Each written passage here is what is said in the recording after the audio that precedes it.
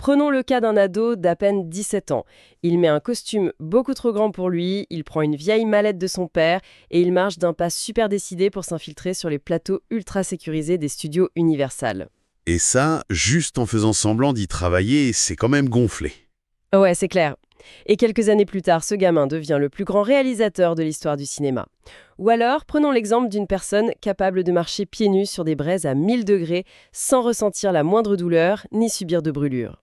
À première vue, on dirait de la magie, ou un truc de film d'action. Ben oui, mais en fait, il y a un fil rouge très réel entre ces deux exploits.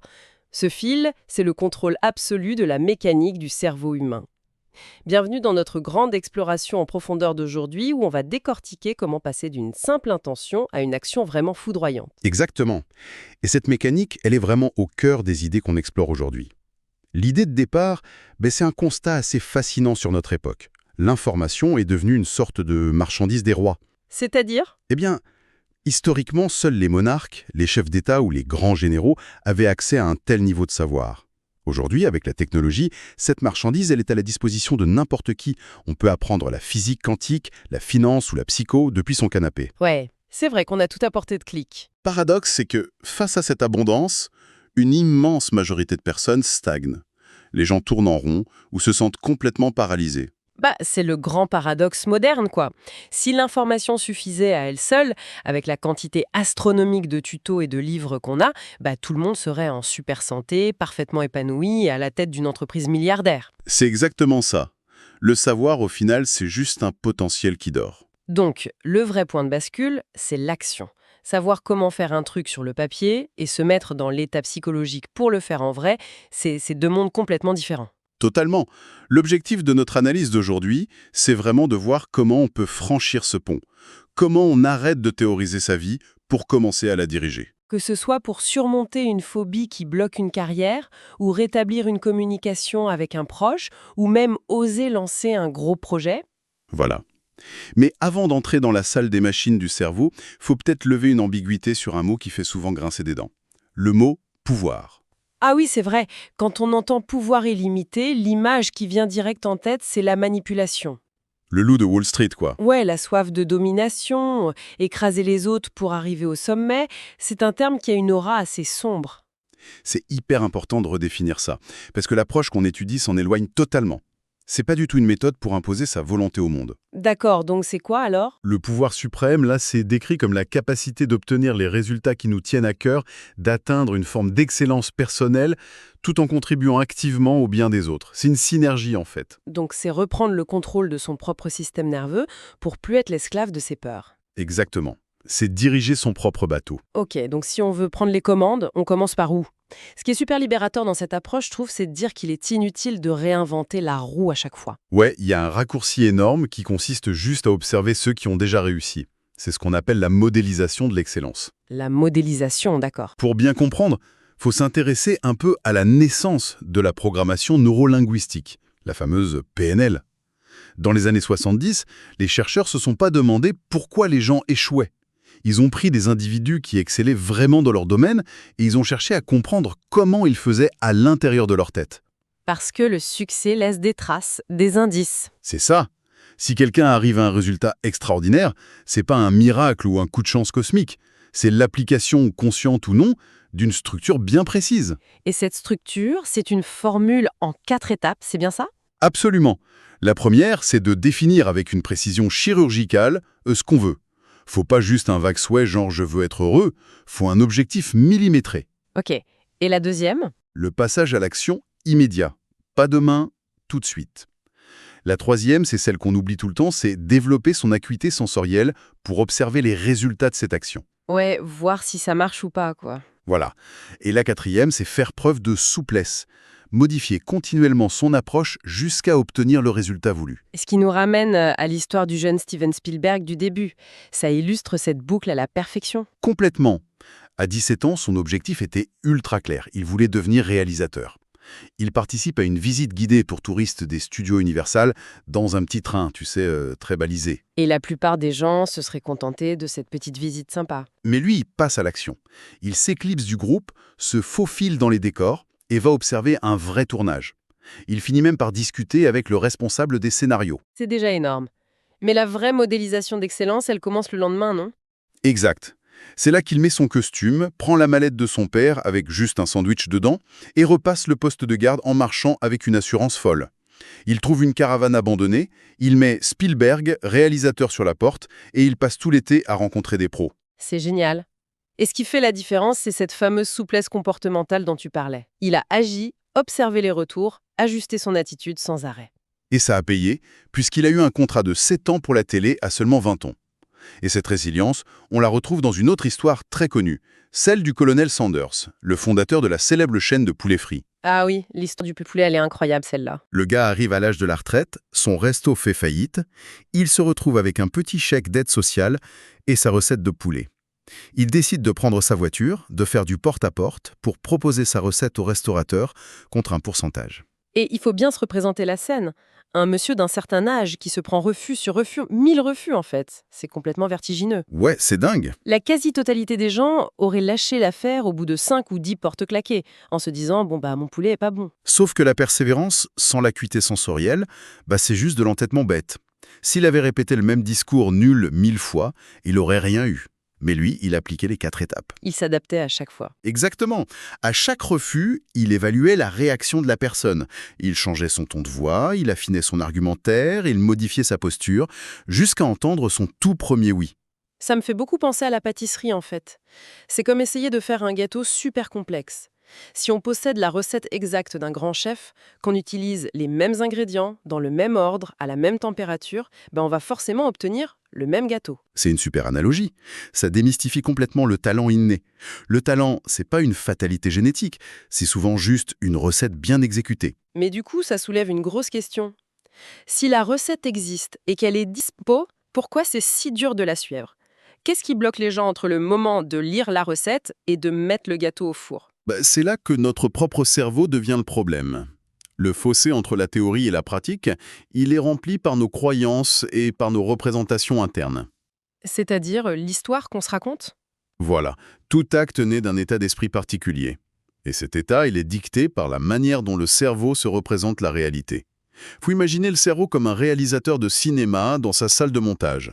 Il reçoit des milliards d'infos via nos 5 sens, il ne peut pas tout traiter. Donc il fait le tri. Il sélectionne, il coupe, il filtre, et il en fait un montage qu'il projette sur notre écran mental. Et le coup de génie de cette mécanique, c'est de comprendre qu'on n'est pas obligé d'être des spectateurs passifs de ce film.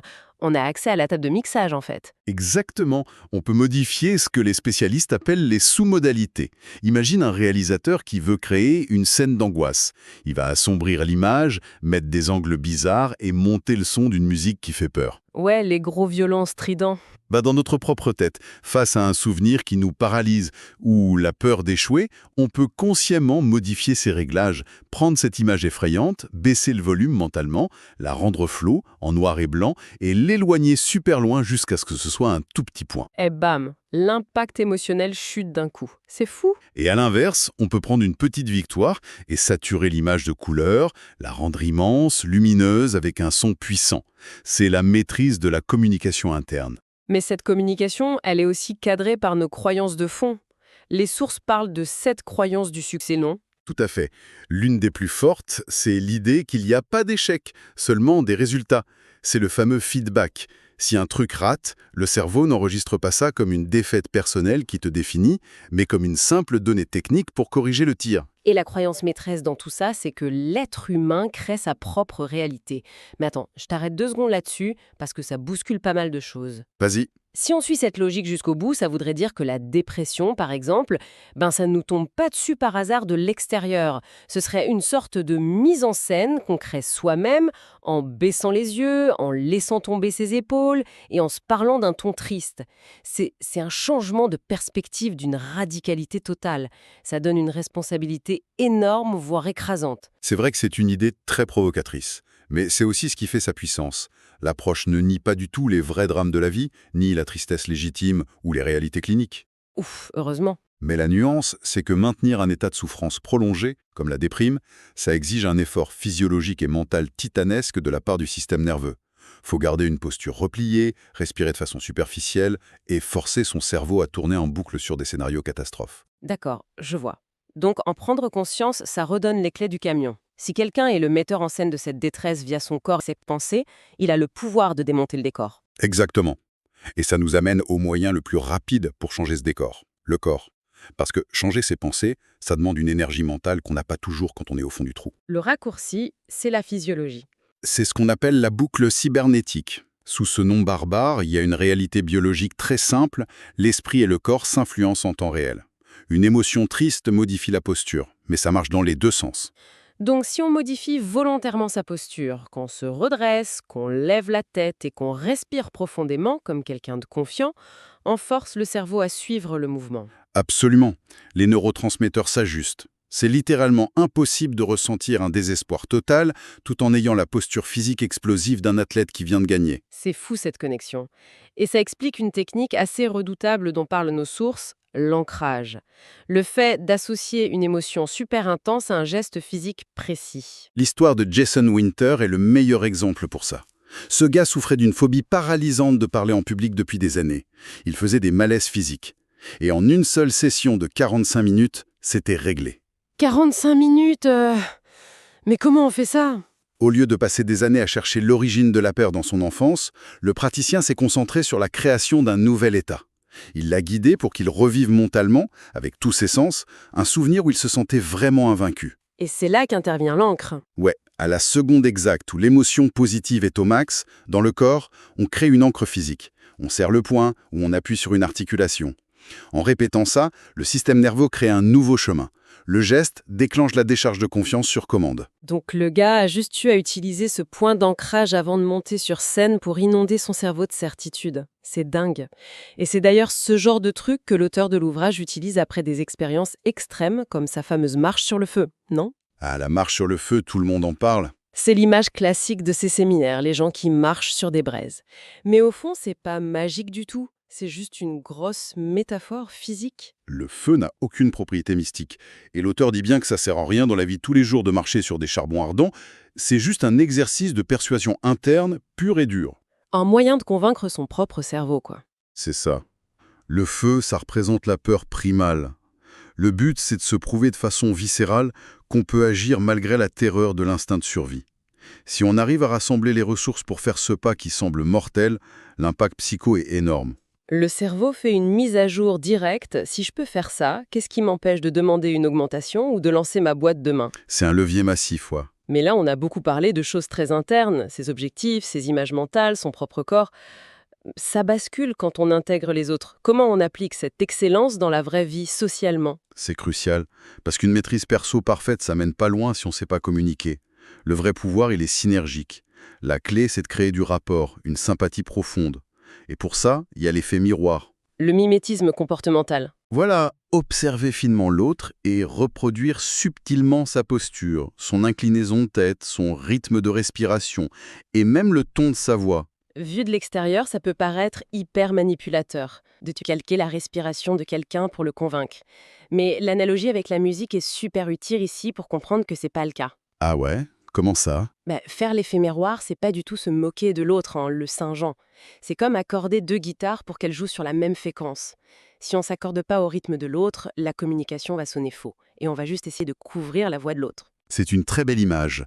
Et la biologie évolutive explique pourquoi ça marche si bien. Depuis toujours, le cerveau humain cherche la sécurité et détecte les menaces. La similarité rassure l'amygdale. La partie du cerveau liée à la survie. Inconscient, je suis de la même tribu que toi, t'es en sécurité. Ça fait tomber les résistances et ça crée un vrai espace de confiance. Mais pour s'accorder vraiment, faut aller plus loin que le corps. Faut comprendre les métaprogrammes de la personne, non? Les sortes de logiciels invisibles de sa motivation. Oui. Et le plus classique, c'est la différence entre agir pour chercher le plaisir et agir pour fuir la douleur. Ah ouais, c'est super courant ça. Prends deux employés très talentueux. Le premier a un métaprogramme orienté vers la récompense. Pour qu'il prenne un dossier difficile, faut lui parler de gloire, d'innovation, de prime. Et le deuxième? Lui, il a un métaprogramme d'évitement du risque. Si tu lui parles de gloire, il va stresser et se braquer. Pour le motiver, faut lui montrer que ce dossier est le meilleur moyen d'éviter de perdre des clients et de sécuriser son job.